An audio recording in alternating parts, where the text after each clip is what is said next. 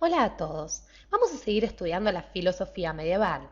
Recordemos que en el video anterior hicimos una introducción a esta época de la filosofía y resaltábamos sobre todo esta disputa que había entre fe y razón, es decir, entre cristianismo y filosofía y de cómo ciertos autores trataban de conciliarla y otros no. Uno de los autores o pensadores más influyentes perteneciente a la patrística va a ser San Agustín. San Agustín, les cuento, nace en Tagaste, una provincia muy linda de Roma, en el 354. Y la vida de San Agustín durante su juventud, inclusive hasta aproximadamente los 30 años, va a ser muy agitada. Él inclusive era pagano antes de convertirse al cristianismo. Por eso en el 384 él va a Milán y en Milán comienza a enseñar retórica y empieza a entrar en contacto con las doctrinas platónicas, es decir, con las doctrinas de Platón. Para aquellos que no han visto el video, los invitamos a que vean el video correspondiente a Platón para que tengan en cuenta los elementos principales de la filosofía de este filósofo antiguo. Pero el 384, decíamos, va a Milán, San Agustín, se embebe de las doctrinas platónicas y en el 386 pasará algo que cambia su vida. Se convierte al cristianismo y a partir de allí comenzará a desarrollar una filosofía propiamente cristiana o religiosa, introduciendo también elementos de la filosofía platónica. Inclusive les cuento que en el 391 él se convierte en obispo de Hipona. Por eso San Agustín lo conocerán en muchos textos como San Agustín de Hipona. Pero vamos a conocer ya mismo su filosofía, para poder ver esta mezcla, como comentamos en el video de filosofía medieval, que se hacía entre fe y religión. San Agustín, para que nos quede bien en claro. San Agustín consideraba que había dos grados de realidad. Dos grados de realidad. ¿Cuáles eran? Decía que existía una realidad que era Dios, inmutable, eterno, incorruptible, para nombrar algunas de las características, y otra realidad que era la realidad creada por Dios, es decir, cambiante, finita, como contrario a eterno, por supuesto, es decir, el mundo de las cosas, nuestro mundo. A su vez, también San Agustín estudió al hombre. Y él decía que el camino para que el hombre llegue a la felicidad era el camino de la interioridad. Concepto clave en la filosofía agustiniana. Es decir, él decía que partiendo de la interioridad del alma, el hombre podía ascender a Dios, es decir, llegar a Dios. Como vemos entonces, hay una mezcla de antropología con cristianismo, con teología. Pero lo importante para Agustín era explicar la relación entre el alma humana y Dios. Entonces, fe y razón, decía, son tan solo caminos de los cuales nosotros como hombres teníamos que servirnos para emprender este camino hacia Dios, para poder llegar a Dios, hacia la verdad. Pero esto no es todo, amigos. Vamos a seguir con este estudio de la filosofía agustiniana. ¿Por qué? Porque San Agustín también decía que el hombre conoce gracias a la luz natural de Dios. Gracias a la luz natural de Dios. Ahora bien, ¿cómo explicamos esto?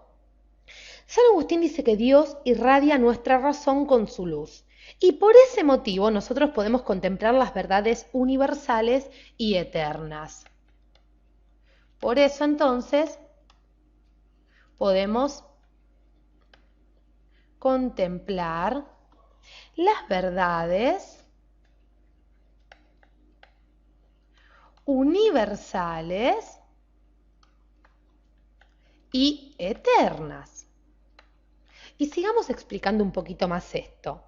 Porque San Agustín dice que nuestra mente posee verdades inmutables, es decir, verdades que están en la mente de todos por igual. Verdades en la mente de todos por igual, es decir, vos que estás viendo este video, yo, tu vecino, tu mamá, tus amigos, todos poseemos las mismas verdades en nuestra mente. Y será Dios el que va a abrir nuestra mente para que nosotros podamos acceder a estas verdades. Dios vendría a ser, recordando un poquito la filosofía platónica, el fundamento del mundo de las ideas. Todo lo que existe, dice San Agustín, fue creado por Dios. Ya creo que Dios va a crear el mundo siguiendo modelos o ideas que ya estaban en su mente. Pero si el pensamiento de Agustín les parece interesante, vayamos ya mismo a conocer la filosofía de Santo Tomás de Aquino. Santo Tomás de Aquino. Santo Tomás nace, como decíamos, en las cercanías de Aquino, al norte de Nápoles. Norte de Nápoles.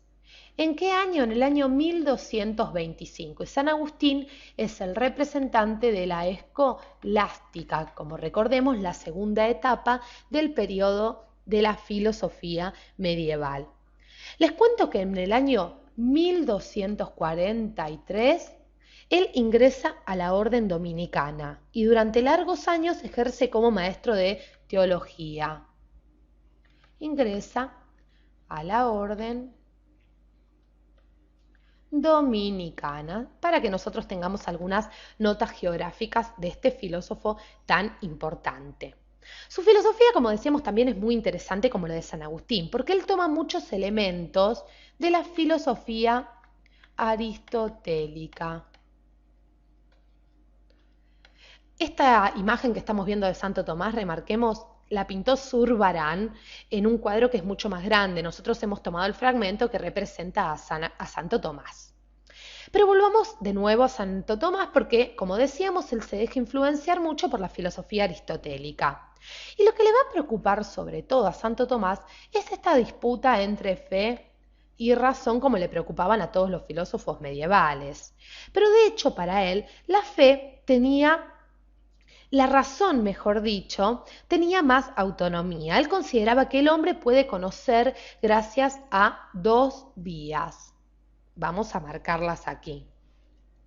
Podía, entonces, el hombre conoce por dos vías. Por el cuerpo, es decir, ayudado por los sentidos, y también conoce gracias a su intelecto. Cuando decimos gracias a su intelecto, nos referimos a que gracias a este el hombre puede abstraer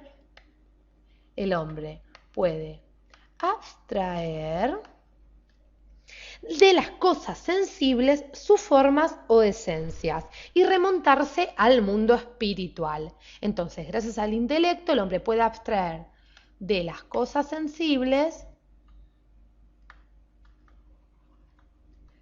su esencia y llegar así al mundo espiritual.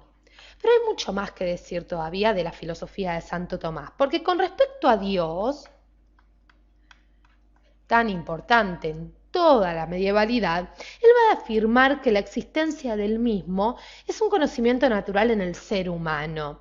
Es decir, el hombre puede llegar al conocimiento de Dios gracias al uso de la razón.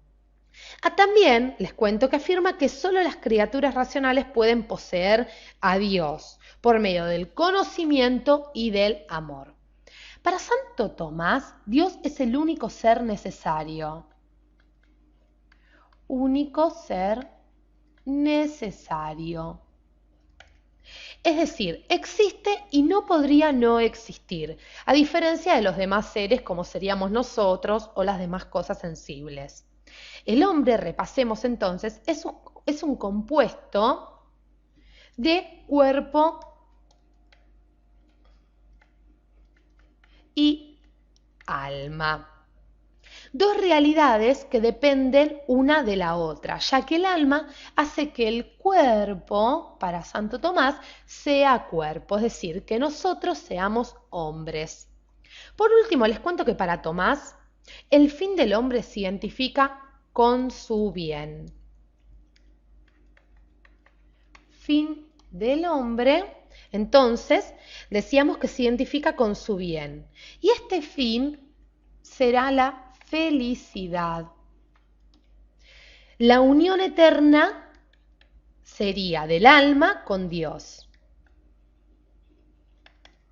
Unión del alma con Dios. Y para que entiendan un poquito más, sería así, o sea, el hombre puede llegar a este fin, a esta unión eterna del alma con Dios, siguiendo la ley natural, una ley que Dios imprime en el alma del hombre y por la cual el hombre debe guiarse durante toda su vida, ayudándose tanto por la razón como por la fe. Siguiendo el camino de la ley natural, el hombre puede llegar a unir su alma con Dios y así lograr la felicidad. Esto ha sido entonces un poco una aproximación, vamos a volver a nuestra imagen principal de la filosofía medieval. Dos autores importantes, San Agustín y Santo Tomás. Vamos a comenzar en los próximos videos entonces a estudiar la filosofía moderna y lo interesante de las corrientes que se han desarrollado en la misma. Gracias por acompañarnos hasta aquí.